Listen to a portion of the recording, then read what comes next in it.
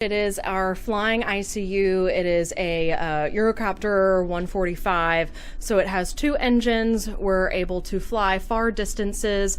We fly with 1 pilot, and our typical crew on any given call would be a nurse and a paramedic, like Monty and myself.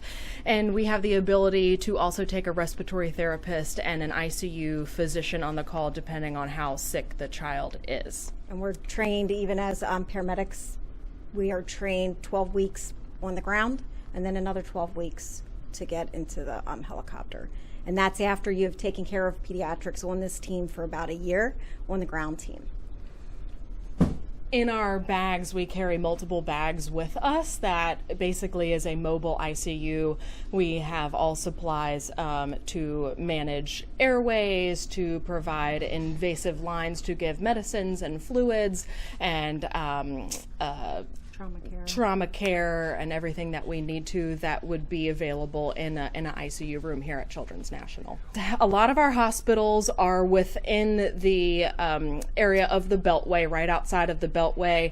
On a Thursday evening with rush hour traffic, could take us over an hour to 2 hours to get by ground to go, say, 20 miles, and by air it might take us 8 minutes. So we like to say time is of the essence, and we really enjoy those flights because it's best for our patients to the outside hospital time to minimize that. Normally we try to bring a parent with us at all times. That way when they get to bedside, as everywhere else, the hospital's busy, and this way once that patient gets stabilized in the care, there is the parent to comfort them and to stay with them. Not a lot of people realize what we do and the services that we provide and where we go. And just for us being able to go down to Mary Washington, for example, we're able to provide good pediatric care that is really not available in that area of Virginia. So it's nice that we're able to help out that part of Virginia and bring kids here to us. I'm not a parent myself, but I can only put myself in their shoes, and I imagine if I was that far away from a designated pediatric level 1 trauma center with an ICU, I would be very thankful for a service like SkyBear. I think that the service that Children's provide is great, but it takes money.